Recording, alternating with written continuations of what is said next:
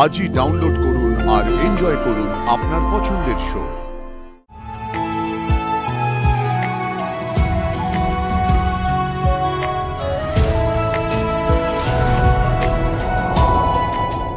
Sir যখনই আমার কাছে আসেন তখনই আমার গোটা শরীর কাঁপতে থাকে।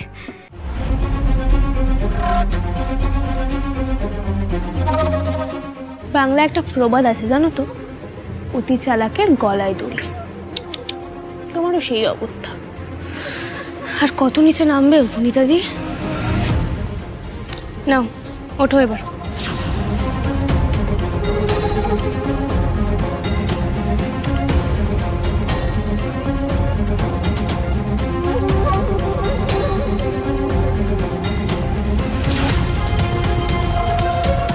ভালো মনে করে হাতটা বাড়িয়েছিলাম, ধরলে না, তাই ছোট্ট করে আরেকটা শিক্ষা দিয়ে দিলাম।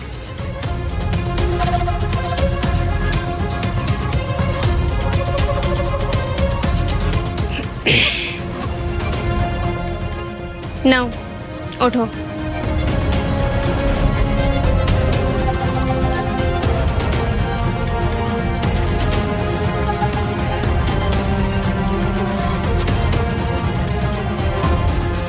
চলো চলো চলো। সত্যি দিদিভাই, তুই হচ্ছে সেরা সেরা, তোর তুলনা তুই নিজেই।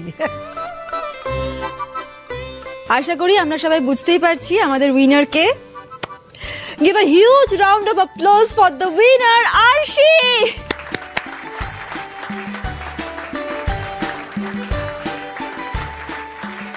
আরশি, তোমার নাচের মধ্যে পারফেকশন ছিল। তোমার প্রত্যেকটা স্টেপ, প্রত্যেকটা এক্সপ্রেশন, মুভমেন্ট অপূর্ব আরশি। সত্যি তোমার নাচের মধ্যে পিওরিটি ছিল, জানো তো আরশি।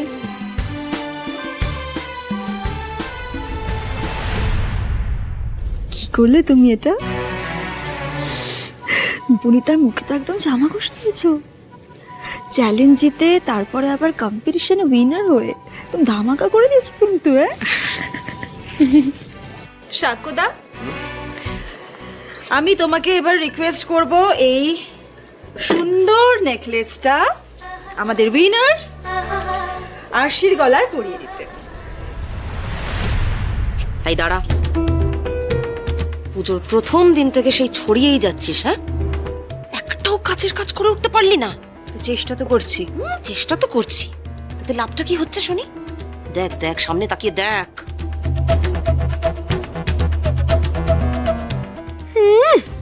বড় বড় কথা। স্যারের হাত থেকে নেকলেস আমি পরবো। যা গিয়ে পায়ে ব্যান্ডেজ করে বসে থাক।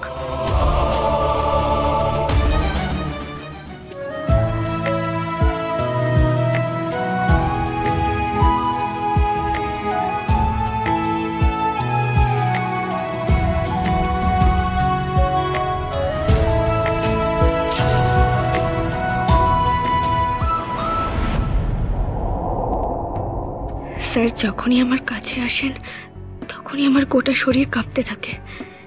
ভালোবাসার মানুষ কাছে এলে এমনই তো হওয়ার কথা, তাই না গো মা?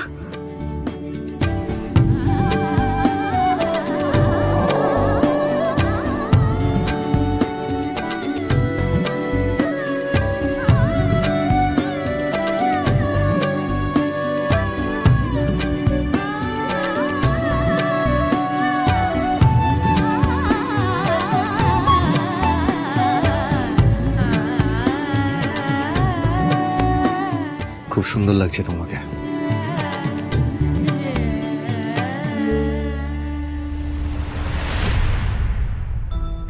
মাগো, এবার দুটোর মিলমিশ করিয়ে দাও দেখি।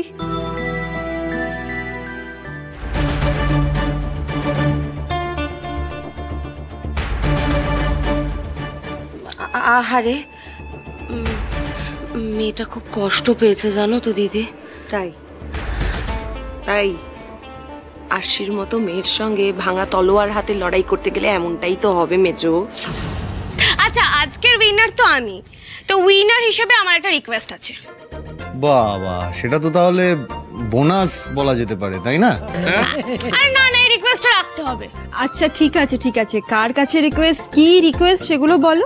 আচ্ছা আমরা তো সবাই নাচলাম, কিন্তু স্যার আর মধুদির মতো স্টারেরা যেখানে রয়েছে সেখানে ওদের একটা ডান্স পারফরমেন্স ছাড়া অনুষ্ঠানটা কমপ্লিট হয় কি করে? একদম ঠিক। এই এই ব্যাপারটা কেমন নুন ছাড়া পান্তা ভাতের মতো হয়ে যাচ্ছে না? হ্যাঁ তাহলে হয়ে যাক একটা জবরদস্ত পারফরমেন্স হয়ে যাক একটা। একদম। স্যার মধুদি রেডি তো? হ্যাঁ ম্যাডাম যখন রিকোয়েস্ট করেছেন সেই রিকোয়েস্টটা তো রাখতেই হবে, তাই না মধুবনী? তাহলে শুরু করো। হ্যাঁ হ্যাঁ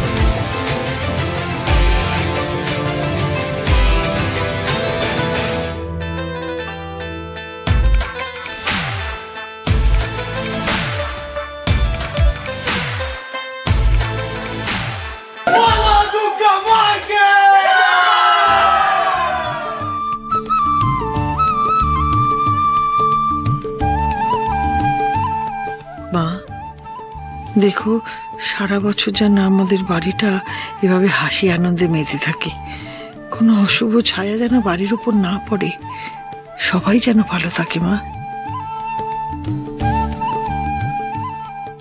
সপ্তমীটা কেমন দেখতে দেখতে কেটে গেল তাই না? এটা ঠিক কথা, সত্যি মানে পুজো আসছে আসছে এই ব্যাপারটা এত ভালো লাগে, কিন্তু পুজো একবার চলে এলে জাস্ট শেষ হয়ে যায়। আরে তোমাদের মুখগুলো এরকম কেন হয়ে গেল? হ্যাঁ, আরে কাল অষ্টমী আর আমার কাছে একটা দারুণ প্ল্যান আছে। এই কি প্ল্যানিং গো? আমি ঠিক করেছি আমরা বাড়ির সবাই সাবেকি সাজে সাজবো। মেয়েরা পরবে 8 পৌরের শাড়ি আর ছেলেরা ধুতি পাঞ্জাবি। এই এক মিনিট আবার ধুতি পরতে হবে? হ্যাঁ ধুতি।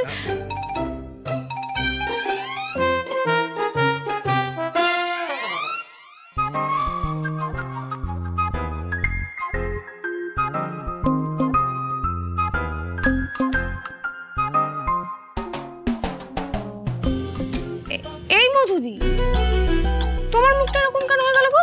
প্ল্যানটা পছন্দ হয়নি? না হয়েছে, বাট আমি 8 পৌরের শাড়ি পরতে পারি না। এই আমিও কিন্তু পারি না আরশি। এটা কোনো চিন্তার বিষয় হলো? আমি আর দিদি সবাইকে খুব সুন্দর করে 8 পৌরের শাড়ি পরিয়ে দেবো। ব্যাস হয়ে গেল।